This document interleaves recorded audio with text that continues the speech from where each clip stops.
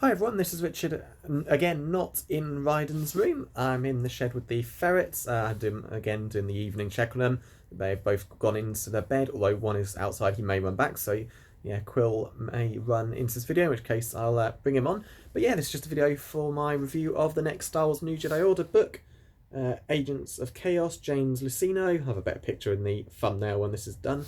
So yeah, obviously, let's get straight to it. I absolutely love James Luceno's work. He's my favourite Star Wars author. I know Tim Zahn did the New Jedi, did the Heir to the Empire Thrawn trilogy. That is amazing, and maybe it's my bias because James Luceno was one of the first authors I read his books for. But no, I always liked his stuff, and this is a pretty good book. I guess this is probably his first Star Wars book because the ones I read of his originally were actually the prequel era EU ones, like Darth Plagueis, the Episode 3. Labyrinth Evil and Dark Lord Rise of Darth Vader, like Episode 3 era books, and then of course Tarkin more recently. So yeah, imagine this is probably his first book, though it's not exactly the first one I've read. Oh, here comes Quill. Hello, boy. Have a look at the video. Quill. Look. Say hello. A bit distracted, I think. He tends to get a bit hyper. There you go. Try and get a better shot of him. He was, and obviously I did that last video of the ferrets, but can you see him? One day it's to be such better, and I've got an actual laptop of some kind. But yeah, hey yo, mate, hey yo, you good little ferret. Okay, so yeah, he'll be running around trying to escape out the back door, so to keep an eye on him. But he's a good little guy. Just like all ferrets, they're just wild animals at heart. Just want to be free to run around as far as they can. But yeah, he's all good. But yeah, so yeah, James Luceno, or Luceno, I assume it's Luceno. Great author, he's like some of my favourite Star Wars books, and now it's the New Jedi Order. I also noticed along with this is part 1, Agents of Chaos, and part 2 is obviously here as well. I noticed he's actually got the final book, The Unifying Force, which is going to be pretty cool. I guess they had a lot of faith in James Luceno right at the beginning. Again, I have no idea what happens in that book, but I've got it on my shelf. It's like 600 odd pages. It's clearly a big one, and yeah, obviously the ending for the Yuuzhan Vong War. But yes, this book. Gonna make this review a bit shorter than the last ones. I know I've rambled on a bit, talked about other stuff like other franchises, so I'll kind of run them down quickly. First of all, the things I like most about this book is really, much like the others, how much knowledge James Luceno actually has. I mean, he references little things that are so easy to forget, like Han once outside. Before I continue, again, like all my NJO videos, there will be spoilers. Basically, every EU book up to this point. I don't know what happens after. I've heard vague bits here and there, but I'll mention Jedi Academy, the Corellia trilogy, basically everything up to this point. So if you don't want to be spoiled again, or I imagine you probably know this stuff, turn the video off now and come back when you've read them. But yeah, back to what I was saying. So Han having ownership of an entire planet. To be honest, I can't remember how that ended myself. I think he gave it back to the people of that planet, but that's just a little thing that never expected to come up again, so that was kind of cool. Same for the end of Jedi Academy. I forget the student's name, but one of Luke's students, who's effectively the healer of the Jedi Order, she saved Mon Mothma's life. Used the Force to pull out every infected cell in a body and purify them, and say Mon Mothma lived, which was great. And I'm sure an older book referenced her trying to do that for Mara, but that didn't work. But yeah, just the knowledge that all these authors have, they just know everything that happened. I mean, I don't know if they've all read the books themselves or they just got, have editors, got help. And there's that, I hear about that Star Wars story group. I think Pablo Hidalgo's the one in charge of that, where they basically share ideas, etc. So maybe it's something like that, maybe not. They must have had something going on back then. To help, obviously, it's effectively, imagine like a TV show, a giant writer's room where they all work together, avoid all contradictions, etc. Yes, so anyway, back to the actual book. Great nods to older events. Luke's former loves come up as well, which is quite cool. Obviously, there's only one person he really loved. Well, two if you count Leia, before he knew that they were related and all. But obviously, Luke just loves her in a different way.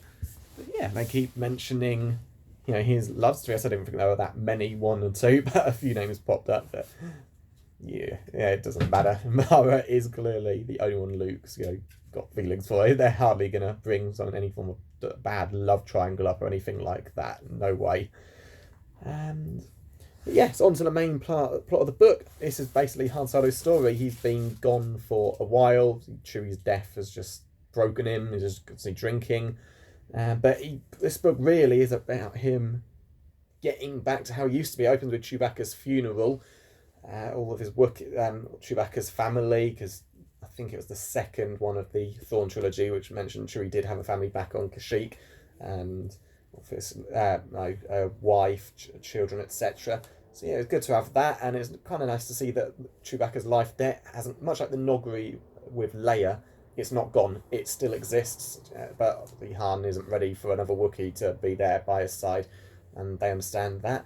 So throughout the whole book, really, it is about Han getting through and Chewbacca and doing that in his own pace, which he does. You know, and meets some of his old friends from a long time ago, gets involved in their group, and it's the usual thing of dealing with Yuuzhan Vong, someone he knows from his past, one of the less kind people. Obviously, being a smuggler doesn't allow you to be the nicest person, but obviously the guy who the villain in this book was not a particularly good one, and he's thrown in with Yuuzhan Vong. They're basically getting people for capture and for sacrifice, etc.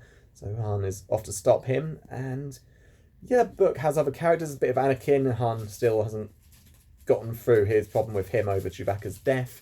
You've got like more Luke and Mara, Leia. You've got the other Jedi. Jason and Anakin get mentioned. No Rogue Squadron, but that's why the last two books are effectively Rogue Squadron books.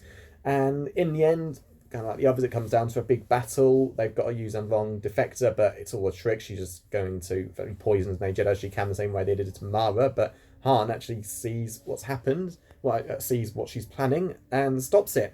And effectively, what seems like an antidote is given by someone else, the one that Han allows to return to the Yuuzhan Vong, who seemingly wasn't in on poisoning the Jedi, top Jedi, Luke, anyone else. And as fairly an antidote, Mara seems to be cured or healed massively at the end, which is great. And yeah, Han's friend got captured by the Yuuzhan Vong, so the book ends with him. Han's gone through a lot of the problems, but he's still not ready to return. He obviously owes his friend, and he's gone off to help him. So that's clearly what part 2 is.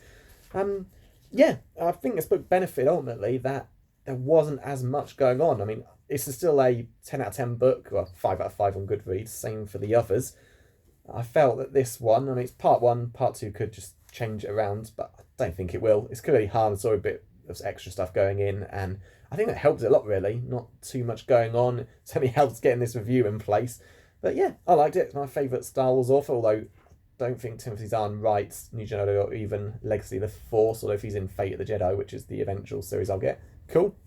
And obviously I know he's busy with the Thrawn books, which I've also got on a shelf. My aunt got me those for Christmas, but again, at the minute it's all New Jedi Order, and then going back to the prequel era, and then OT books before Legacy of the Force. So Thrawn probably ended up being held back a long time, but I'll decide when I get there. But yeah, overall, yeah, really liked the book. Nice and short, only 350 pages. I think part 2 is about the same length. Obviously, it's a 2-part, so that's a big story overall. But I enjoyed it. Like I said, it's more Han's story, not too much else going on. I don't think that's going to change in part 2. And yeah, James Luceno, favourite Star Wars author.